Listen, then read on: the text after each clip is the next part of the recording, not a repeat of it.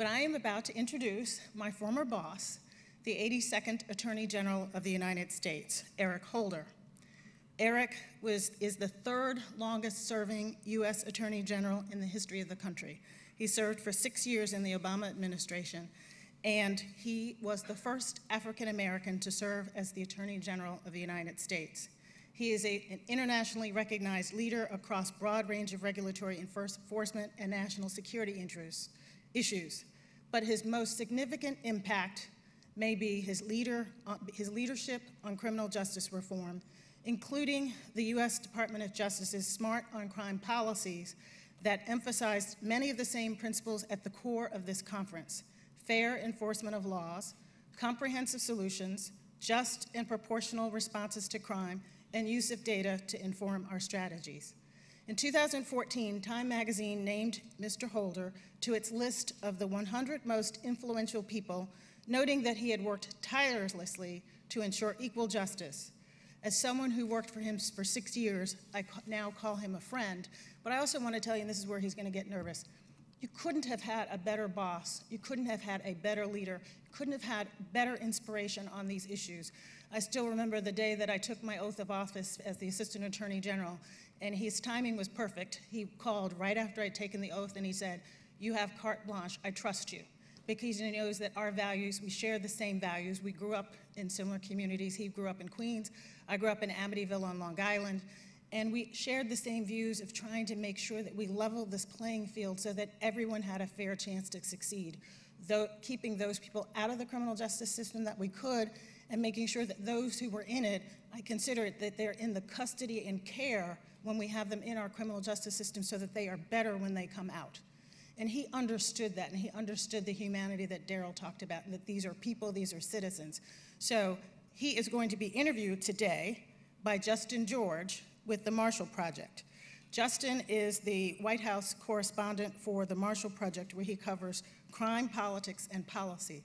So please join me in welcoming former Attorney, I still call him Attorney General, but Attorney General Eric Holder and Justin George.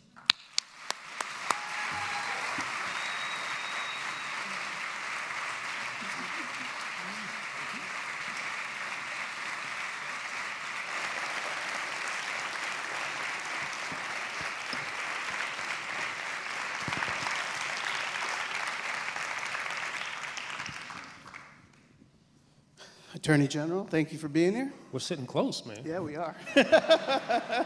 Really close. It's all right. I told him to make sure he asked me easy questions, so he's within striking range here, you know. Well, the first one, a very serious topic. You know, as we continue to learn more about the Vegas shooter and continue to mourn the 58 people who died and the 500 people who were wounded, the issue of gun control is once again front and center on everyone's mind.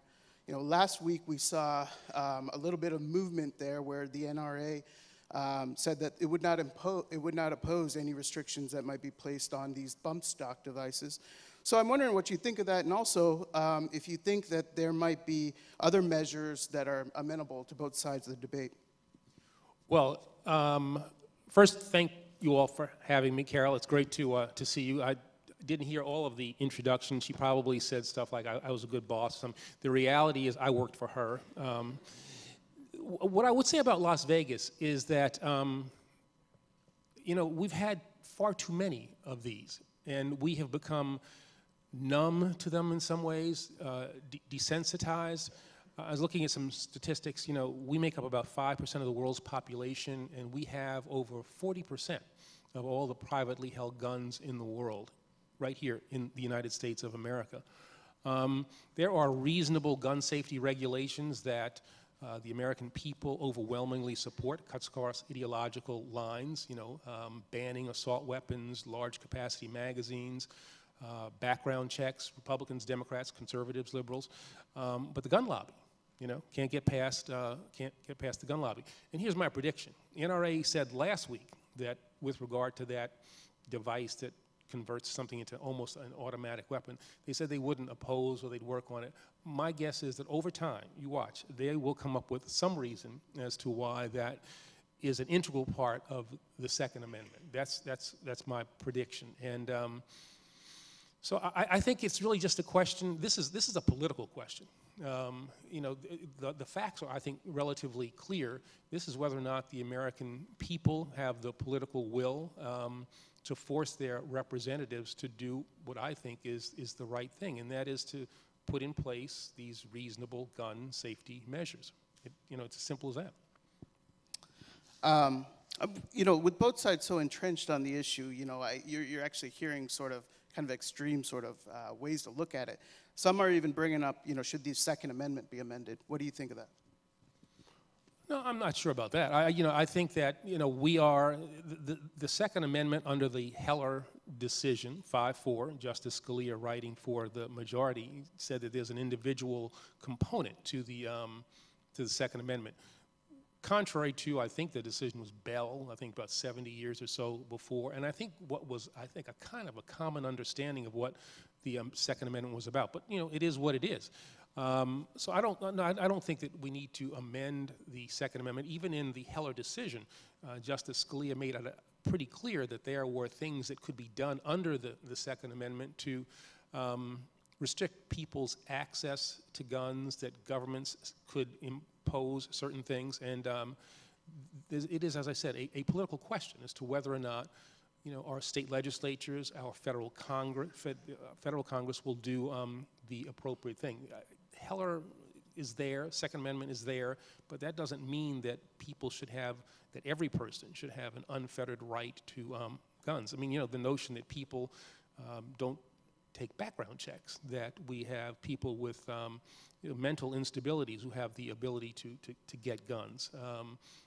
These are all, as I said, common sense, basic kinds of things that over time can have an impact on reducing the level of gun violence that we see in this country, where we have about, you know, 30,000 people a year who die as a result of gun violence.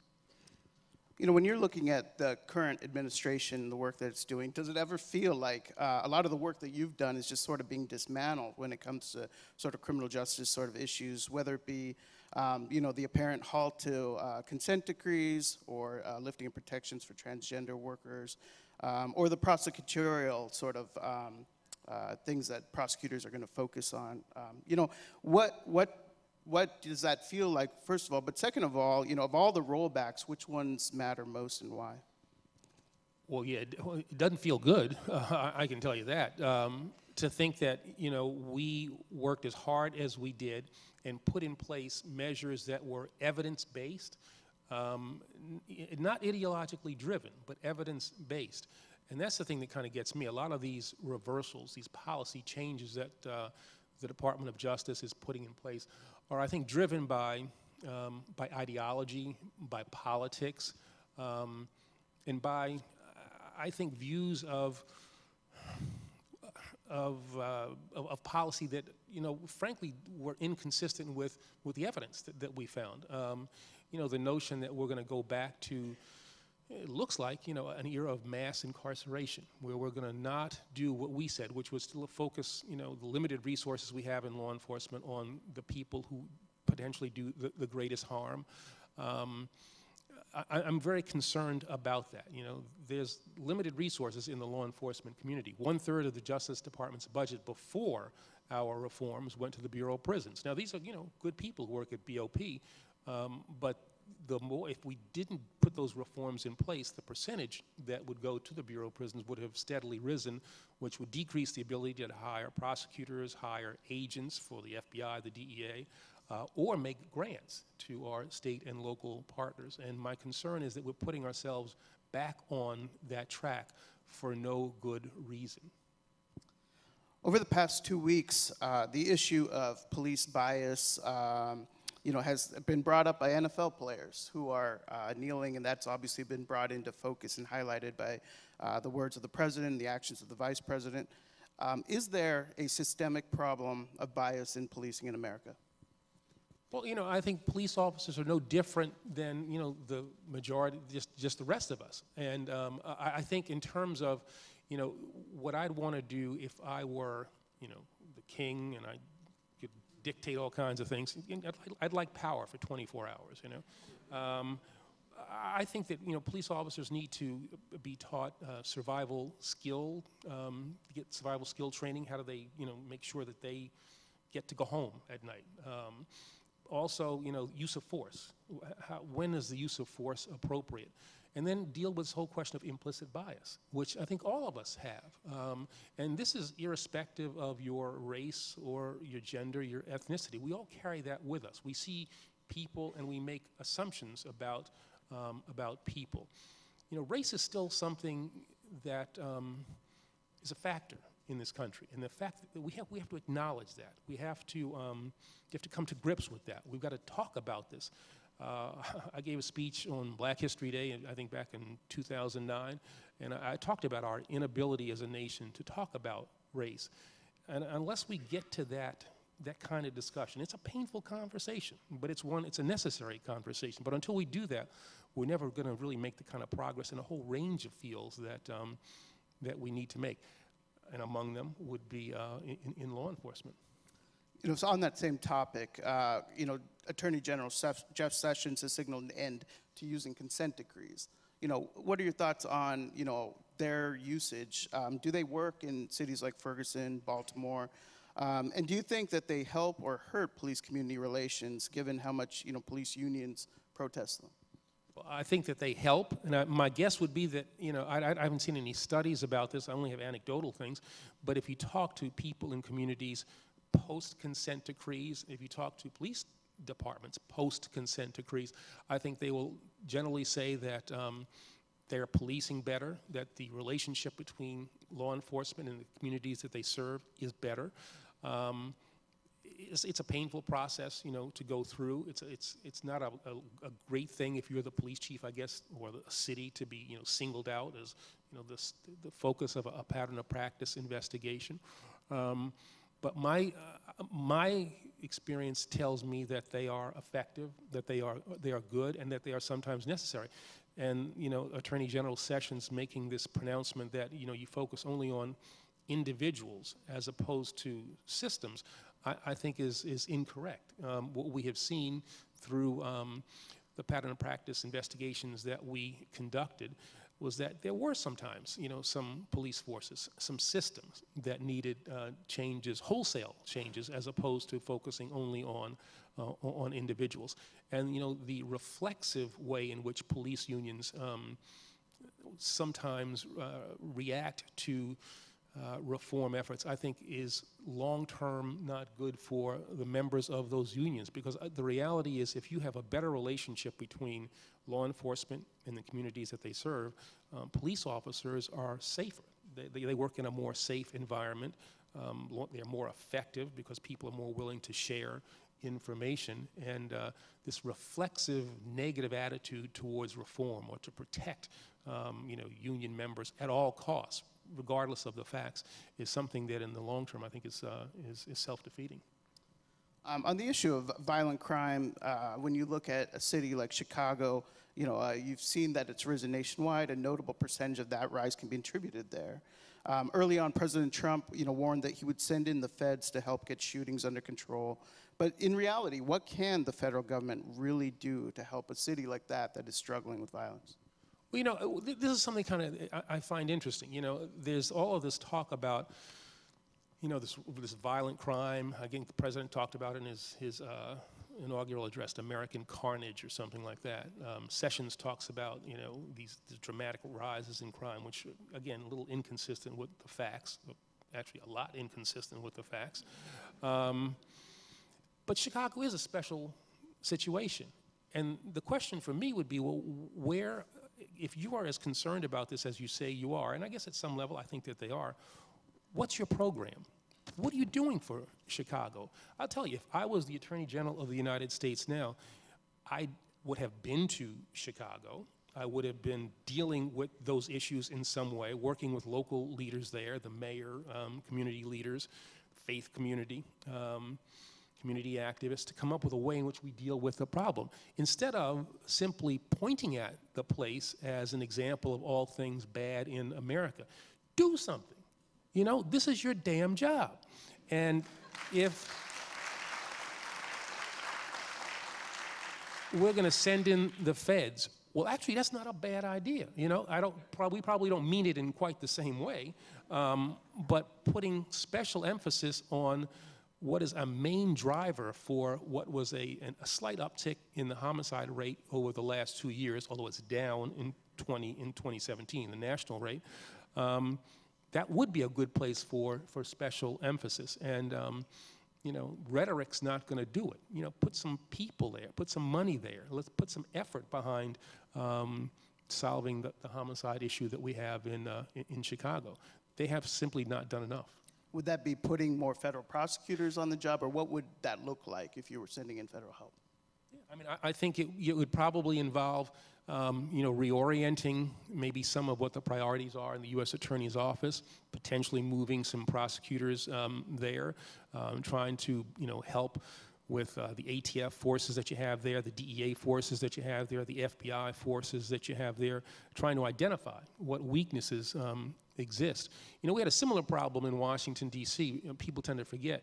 I was U.S. Attorney in Washington, D.C. during the Clinton administration, and D.C. was called the murder capital of the country because we had the highest per capita murder rate of any city in the country.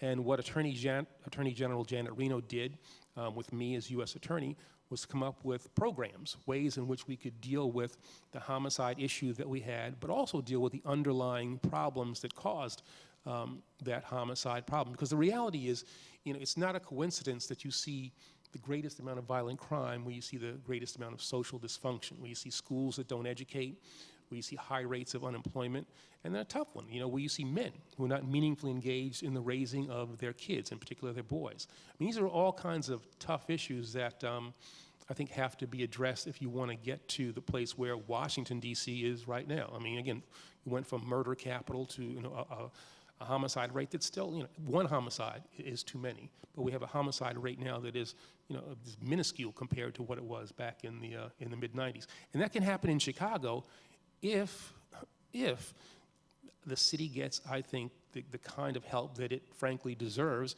and that it was promised. Chicago, like many cities, is considered a sanctuary city. Just wondering how you feel about sanctuary cities, and what do you think of the way the Department of Justice is going about trying to get cities to comply with their immigration policies? Well, you know, the notion that you're going to somehow condition burn grants on, you know, a sanctuary city status, I think is inconsistent with the aims of the program. I think it's probably unconstitutional, and is at the end of the day kind of self-defeating. So, I mean, I have to think to myself, I'm Attorney General of the United States, and what I'm going to do is say that if you declare yourself a sanctuary city, I'm going to withhold from you federal crime-fighting funds. I mean, what sense does that make? I mean, that's, you know, California, that I represent in the state of California, has passed a bill there, and people have said they've declared themselves a sanctuary state. Well, you know, they've said that they're going to protect their immigrant population, but it doesn't mean that there's not going to be cooperation between federal and state, local law enforcement when it comes to people who commit crimes. And when you see the impact of the rhetoric that comes out of Washington nowadays, and the way in which it inhibits people who are crime victims, but worried about their immigration status from going to the police and reporting something that's happened to them, that means that the person who committed that crime goes unpunished, goes undetected, and is free to do something, you know, yet again. So this language, which again is ideologically driven, it might be satisfying to the base of the president's party, is not in the long term in the best interests of the American people, or trying to get under control the problems that they say they're trying to deal with. You touched on this a little bit, talking about sort of overcrowding in prisons and issues like that. Well, many point to mandatory minimum sentences and the war on drugs as causes to prison overcrowding. Criminologists and others have said prosecutors are also responsible for filling up prisons and have discretion with the choices they make. You set prosecutorial priorities, as does Jeff Sessions. Just wondering what you think of a prosecutor's role in this, and also, you know, there have been some reform-oriented U.S. attorneys that have been recently elected. What can they do? Well, yeah, I mean, you know, when we announced the Smart on Crime initiative back in 2013, the thought was to give to prosecutors discretion as to how they use mandatory minimum sentences, give them discretion in their charging decision making, but give them guidelines so that they used the harshest tools that we had in the federal toolkit against those people who deserved the harshest punishment, and not simply to, in every case, I reversed a policy that was put in place by my predecessor, to not put in place, not go after a maximum sentence every time. The question is, look at the defendant in front of you and decide what's justice in this case. Now, I'm a prosecutor, at heart, and so when people break the laws, I think there ought to be a consequence for that. But the question is, how long should that person, if jail is something that is appropriate, how long should that person go to jail? You sold drugs. That's a really antisocial, negative thing, has a huge negative impact on individuals' lives, the way in which communities are constructed. But everybody doesn't need to go to jail for 15 years, for 20 years, for a crime that was nonviolent in nature. You have to look at the person's record. And this cookie-cutter approach that I think Sessions seems to be going back to goes back to what I would call a discredited past that led to this, what I think we can all, again, looking objectively at the facts, would say is a period of mass incarceration that is that's not fiscally sustainable, has a negative impact on the relationship between law enforcement and the communities that they serve. And so I'm very distressed at that notion. And it also is, in some ways, disrespectful of, and it shows a lack of trust in the men and women at the Department of Justice. I trusted them and thought that if I gave them guidelines, gave them the tools, gave them a sense of where we wanted to go, that they would do the right thing. He's pulling discretion away from them for, as I said, I think ideological reasons, and trying to go back to the way in which we did things in the 90s and in the 80s. There's been some success reducing and eliminating sentences for low-level drug offenders on the federal and state levels. If you want to see a further reduction in the prison population, many say you have to start releasing people convicted of violent crimes. As a prosecutor at heart, as you just said, how can you do so while also protecting the general population from the fear or reality of re-victimization? Yeah, I'm not somebody who's saying, look, we've got to, I'm so concerned about mass incarceration, I'm simply going to open the doors to jails and let out, 500 people, irrespective of what put them in jail in the first place. No, my question is, what is it that we do policy-wise in terms of making decisions as to who goes to jail and for how long? And then if you look at the clemency program that President Obama had in place, there was a pretty, there were a set of criteria that had to be met so that you could get clemency. And the reality is that there are certain people who, for a variety of reasons, do have to be separated from the rest of us and for extended periods of time. That was the most difficult thing I had to do as a judge, to send people to jail, sometimes mandatory minimum sentences of 30, 40 years. But given what they did, they deserved those sentences. And I'm not a person who is not going to face the reality of that. I would not put at risk the general public for some ideological reason. It's a whole question of doing things that are evidence-based. We have to have a penal system, and certain people need to go to jail to protect the rest of us. And I think what can't be forgotten is that among the people who deserve that protection are people who live in our most distressed areas, the communities that are most at risk. I guess that's a phrase that people use that I don't like. The vast majority of people there want the things that every other American wants. They want their kids to be able to go to school and come back safely. They want to be able to walk their streets at night and feel safe. We have to keep those people in mind as we are in the process of coming up with criminal justice policies. But there's not necessarily a tension between having people feel that way and coming up with an evidence-based criminal justice system. There's been a little movement in Congress lately where there's some criminal justice reform measures that are, being talked about, with Congress so divided, and even as the administration has taken a strong law and order stance, do you think that there is hope for something like the Sentencing Reform and Corrections Act to pass, or has the window to pass significant reforms sort of gone by? One thing I'd say, all right, to take a little issue with your question, they're taking a strong law and order stance, you said. All right, the Obama administration took a strong law and order stance, and this notion that somehow or other we were, as they put it, soft on crime, inconsistent with the facts. That's why we announced in 2013 this notion of being smart on crime, and it's why I said when Sessions announced his proposal, I said he was being dumb on crime. All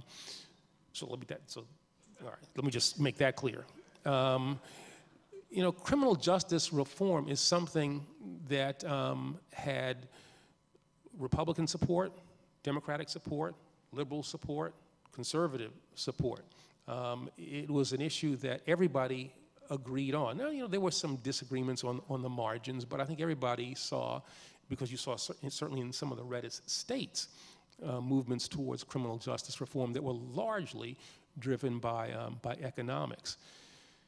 People from the left are coming at it for different reasons than people on the right, but they were meeting in the same place, and we had an opportunity as a nation to really do something. I'm not sure that moment is still there anymore. I think that if you put a vote in Congress, that you probably could pass something. I don't think this administration is behind it. And without a strong push from the executive branch, I'm not sure that you're going to see it happen, which I think is a shame, because the reality is that they had ideological cover, there was political agreement, there was a moment that we had. The moment will come again, but I'm not sure that you're going to see that in the immediate future. As states continue to decriminalize or legalize marijuana use, the Justice Department is caught in an odd position. How do you think Jeff Sessions will handle the conflicts that come up with states, and how did you? Well, the Justice Department, if it's in an odd situation, it's because it put itself in an odd situation. We made a determination, for instance, when Colorado and Washington passed their laws to say, all right, I remember talking to the governors of those states and said, all right, you've said that you're going to do these things and you're going to have structures in place to ensure that a variety of public safety measures would also go along with the loosening of these marijuana laws. Jim Cole, who was the Deputy Attorney General, then issued a memorandum that listed, I think, 8 or 9 factors that would, if they appeared, would indicate that the federal government would become involved again in a way that we said we would kind of pull back and observe. I think that was a really good policy. The Sessions' almost obsession with marijuana, I think, is the thing that's put the Justice Department in this strange place where you've got people in Congress who passed a bill, I guess 2 sessions ago, that said that no federal money could be used to bring federal law enforcement against people who are using marijuana in states where it had been either legalized or where it had been authorized for medicinal purposes. There's a tension between, I think, probably what is, I still think, a feeling that should be the rule in Congress as opposed to the executive branch. I think the policy that we had in place was a good one. Let the states experiment with a notion that, again, we have these 8 or 9 federal factors, and if you trigger one of those 8, 9 factors, then the feds are going to be coming in. I think that was a good evidence-based way in which to proceed. We've got the opioid crisis that's been going on for a few years. What's the federal government's sort of role in maybe helping in that? Was it going on when you were there, and what did you do about it? Yeah, I mean, the crisis was there, and we had a number of operations, Operation Pale Mill. We had a whole variety of things, enforcement mechanisms that we tried to put in place. I authorized and encouraged the use of federal funds through Carol's office to encourage first responders to have Narcan in their their vehicles so that you could deal with people who had overdosed. I think the nation is responding to this in a way that we didn't when we were dealing with the crack epidemic. We see this as, and I think we see this as a public health issue. Now there's a criminal law component to this, and people who, inappropriately sell opioids, yeah, there are consequences that they ought to face. But we've largely seen this as something that is public health driven, and I think that's correct. And it's what we didn't do when we were dealing with different kinds of people, different kind of drug, when we were dealing with crack cocaine. Then the response was only law enforcement. Lock them up for as long as you can, and don't take into account what drove people to use crack or to use cocaine. And so I think the approach that we're taking with regard to opioids now is better than what we did before. I just hope that we will keep that public health focus, connected to an appropriate law enforcement response, but really kind of see this for what it is, which is a public health issue. On the issue of the death penalty, after a high-profile botched execution in Oklahoma in 2014, President Obama announced a plan for the DOJ to write and publish a study of the federal death penalty. You know what happened to that effort? And also, currently, with the shortage of death penalty drugs, going on, is this an opportunity to rethink the practice? Well, I'm a person who's opposed to the death penalty.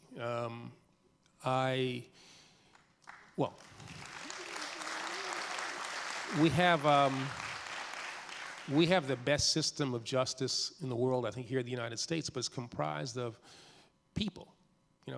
People make mistakes. Judges make mistakes, prosecutors make mistakes, defense attorneys make mistakes, juries make mistakes. And it's one thing, if you convict somebody wrongly for a crime she didn't commit, and they go to jail for some period of time. You find the mistake, and you try to get that person out of jail. We want to avoid that at all costs. You can't do that, obviously, if you find somebody who has been wrongly executed. And I can't believe, our nation's, I guess, over 200 years old at this point. I can't believe that at some point in our history, especially given what we saw in certain parts of our country and the racial component to some death penalty matters, I can't begin to believe that somebody at some time hasn't been put to death who was innocent. And that is something that I think we should avoid at all costs.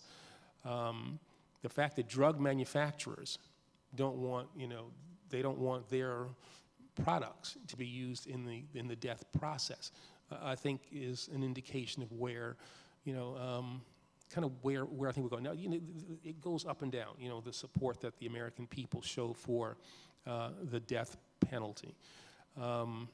I think that we should get to a point where, we do away with the death penalty. And doesn't mean that, if you do something unbelievably terrible, then you go to jail perhaps for, the rest of your life. I think that's a more appropriate way. There are only a few countries in the world who still have the death penalty, and I don't think that the United States should be among them. Do you know anything about the report where it might have been studied, the report that President Obama ordered? Yeah, that study was ordered. It was done, and it is in the Justice Department, hanging around, I suppose. We did a similar study, I guess, when I was the Deputy Attorney General during the Clinton years, and what we found there was that there were a relatively small number of federal districts, I guess 5 or 6, that were responsible for the overwhelming number of death penalty cases that were brought in the federal system. And we also found that there was a racial component to some of the decision making there. Not that people were making decisions on the basis of race in the federal system, but that there seemed to be a disproportionate number of people of color who were charged with death-eligible offenses, which was, disturbing. And as we were in the process of trying to explore that, Bush v. Gore was decided, and that pretty much ended the study at that point. One last question before we open it up to the audience. Why do you think Jeff Sessions is still in his role? Would you have resigned if President Obama had said some of the things about you as President Trump has said to Jeff Sessions, or said about? Well, first off, I can't see Barack Obama saying to me what Donald Trump said to Jeff Sessions. Those presidents are really fundamentally different people. They're constructed in fundamentally different ways. President Obama, if he was upset, mad with you with that whole Hawaiian Zen thing, would kind of give you a look that would, you kind of know, I messed up. I just wonder what is the nature of the working relationship that you can have with somebody. Our president to attorney general, what about just boss to employee who says those kinds of things about you, to you, in front of other people? Now, everybody has to make their own decision. I am, born and raised in New York. I'm of West Indian extraction. I'm hot-blooded. Nobody be talking to me like that. And so it would have been an interesting interaction in the Oval Office. I'm serious about that in the sense that I think that Trump respects strength. And if he had come back at him, in an appropriate way. Secret Service is there, so there's only so much you can do. But if you come back at him in an appropriate way, my guess is that his respect, that is, the president's respect for his attorney general would have been enhanced, as opposed to thinking, this guy just took it and kind of, went off. No job, as important as that job is, at some point, you have to say that no job is that important. If I'm going to be reduced, or my effectiveness, and I think his effectiveness is probably in some ways affected by that interaction. I have to question whether or not you could be as good an attorney general as the people deserve, given that really hard to understand interaction. Were there any heated moments with the president when you were there? None that I want to talk about. But seriously, nothing like that. Nothing like that. That's not the kind of thing that Barack Obama would do with anybody, He's not that kind of person. But to be fair, that's not the kind of thing, and I know George W. Bush, I know Jimmy Carter, I know Bill Clinton. I can't see, they all different people, some more volatile than the others. But I can't imagine any one of them going after a cabinet member in front of other people in the way that it was described, I assume accurately, the way in which Trump interacted with Attorney General Sessions. Okay, thank you. We'd like to obviously throw it out to the audience here. If you got questions, if you'd raise your hand, we'll have somebody bring a mic to you.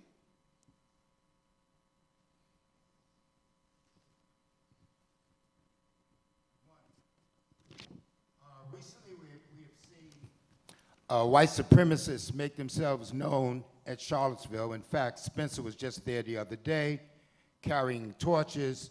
And those of us who study hate crimes think that now white supremacists and racists have become much more emboldening under the present administration. I was just wondering how you would handle the situation like what happened in Charlottesville. Well, I think it really starts at the top.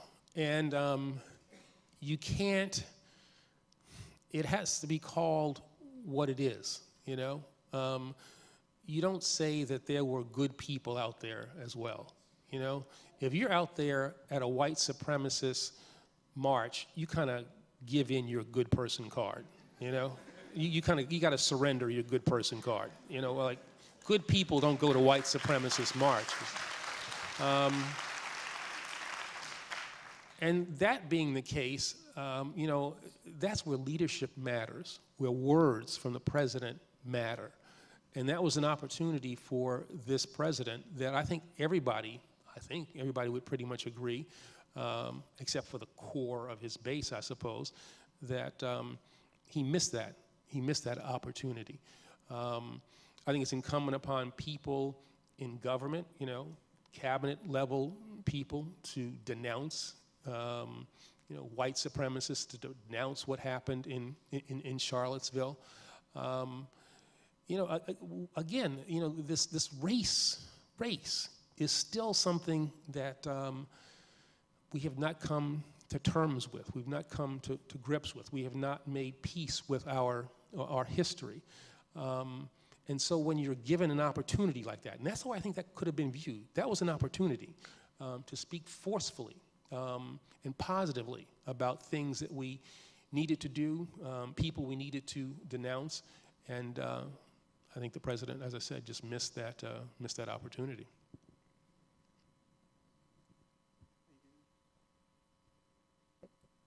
Hi, how are you? I'm Dara Baldwin. I'm a senior public policy analyst at the National Disability Rights Network.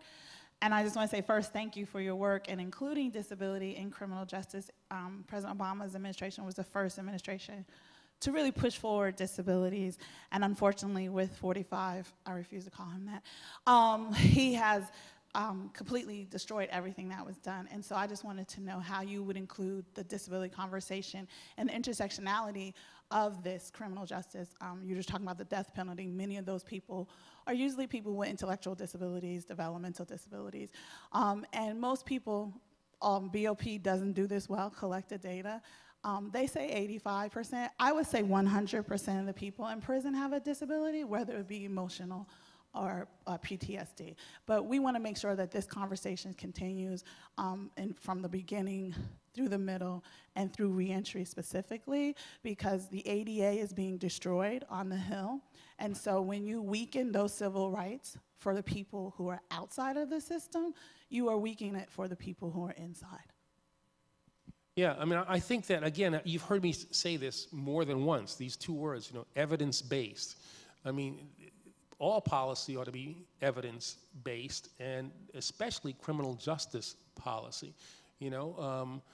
Why do people commit crimes? Are there common denominators in the prison population?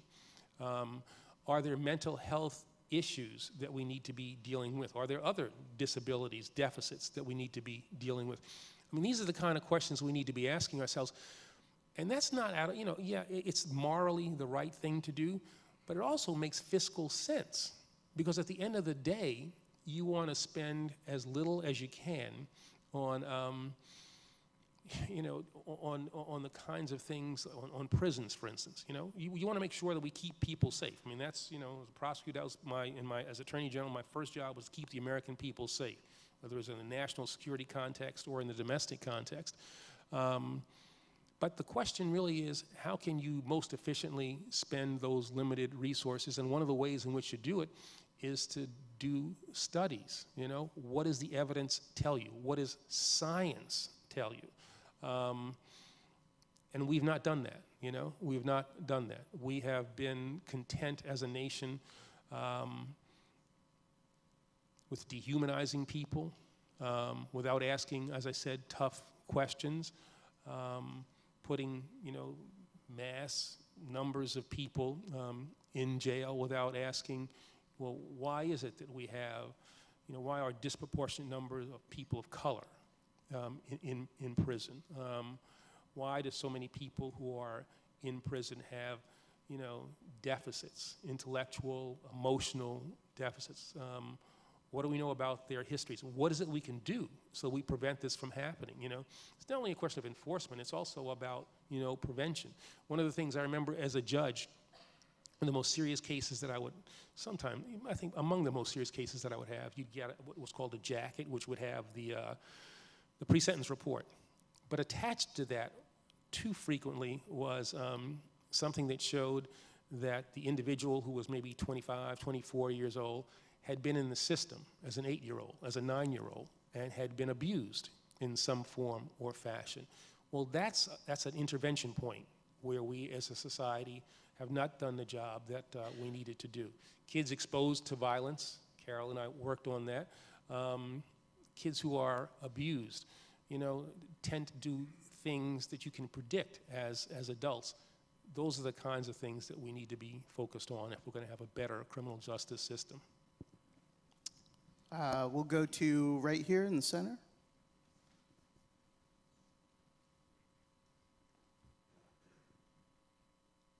How you doing, Attorney General?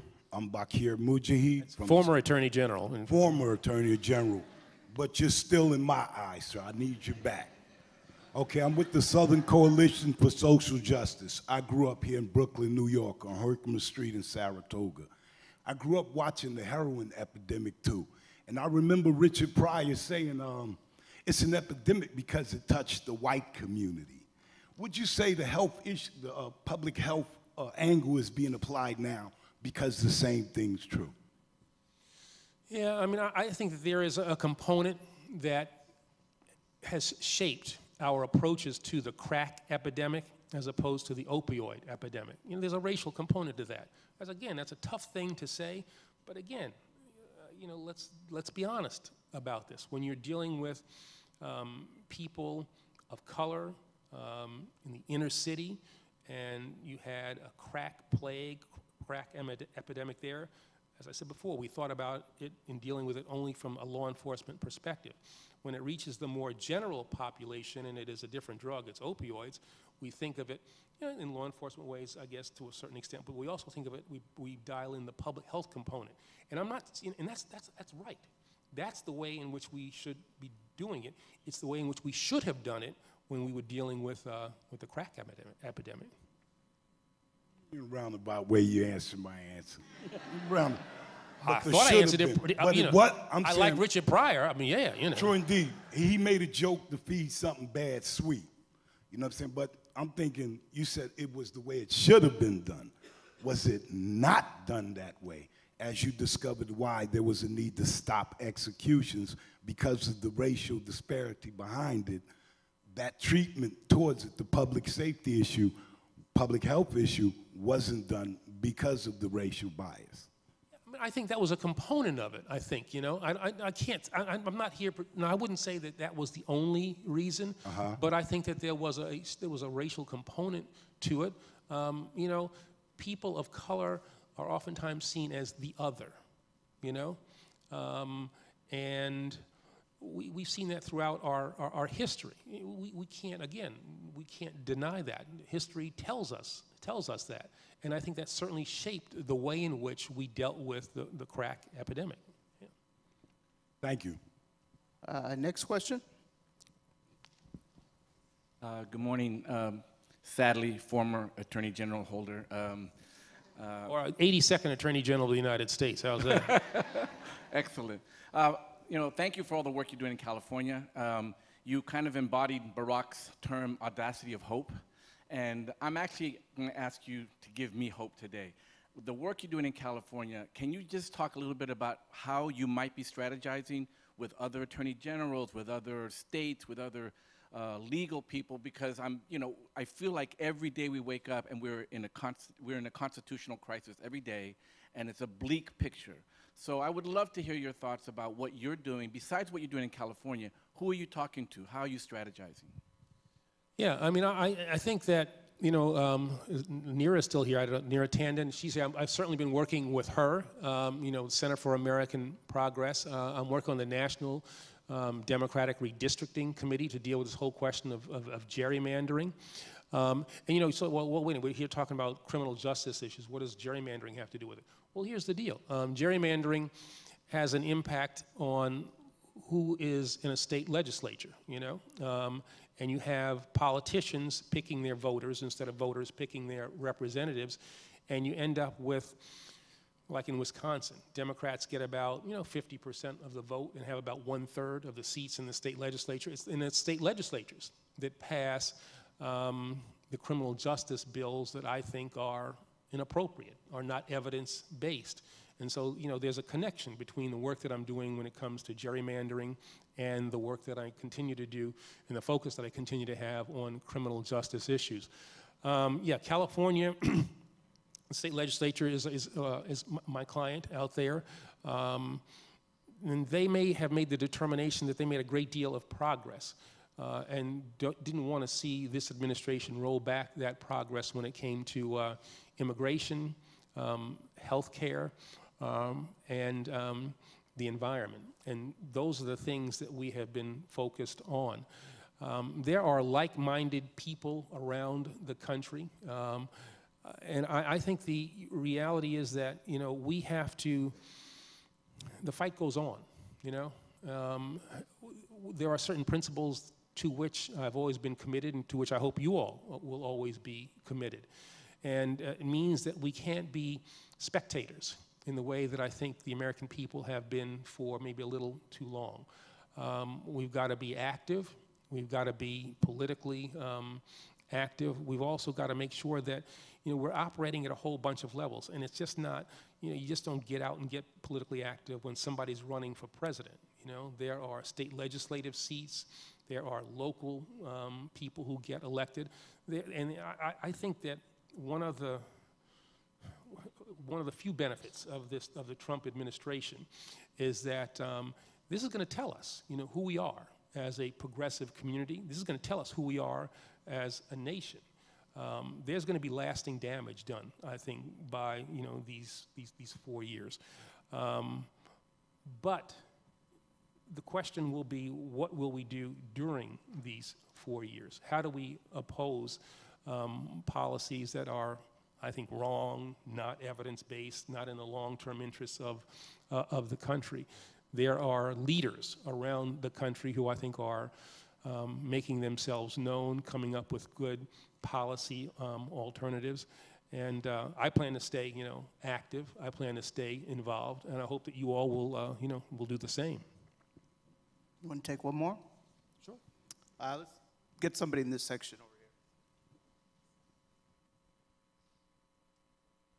here. Mr. Holder, I think when President Obama visited a prison, the first sitting president to visit a prison, he sent a very clear message, not just to those prisoners, but to the rest of the country, that he was taking these issues seriously in a way that I think no one's done in the past in his position.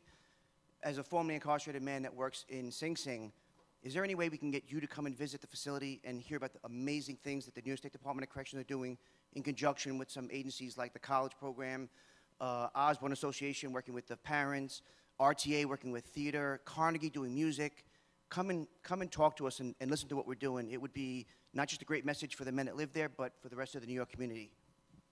Sure, I'd be glad to. And I will say, just so for the record here, as Attorney General, I did go to prisons. You know, I don't have the same profile as President. I went to some state facilities, for instance, out in California, where Tim Robbins is actually doing some pretty interesting things with acting and using acting as a way in which people deal with some of their issues and figure out how to interact with other people once they are released.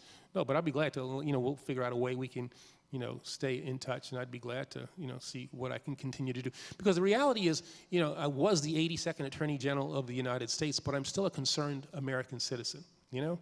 And I want to make sure that this country is as good as it possibly can be. I want to make sure that we fight the inequities that we still have to confront. I want a nation that is more fair, that's more just, and that's consistent with the ideals of our Constitution. I think we can get to that place. You know, we're not there yet, but we've made substantial progress, and we have to admit that, because the reality is, you know, if we don't say that we've made progress, then we're doing a great disservice to people who sacrificed, who fought, who died to give, you know, this black kid from Queens the opportunity to be an Attorney General of the United States. But we're not yet at the place where we need to be. But as I said, I think we can get there. You know, I'm prepared to do my part as a citizen. You know, maybe I'll find another thing in public life that I'm gonna do. You know, who knows? But I think it doesn't. You don't have to be, you know, a politician. You don't have to be in public life. You don't have to be in front of the cameras to make a difference. I think all of you can make a difference, and I think all of you have an obligation to make a difference. You have a responsibility as a concerned American citizen to try to make a difference. You know, an aroused American people can be a mighty force You saw those women the day after the inauguration marching in Washington, D.C. That was huge. That was huge. And if you don't think that that show of power by those women has had an impact on you know, what happened in the healthcare debate, you are misjudging you know, both politics and the power that was demonstrated by that demonstration. And those are the kinds of things that I think we have to understand. We have a lot of power as people, as citizens in this country, power that we have to use in appropriate ways. And so I look forward to working with all of you in that regard as we make this country all that it can be. And that's a good note to end on. Former Attorney General Eric Holder, thank you very much.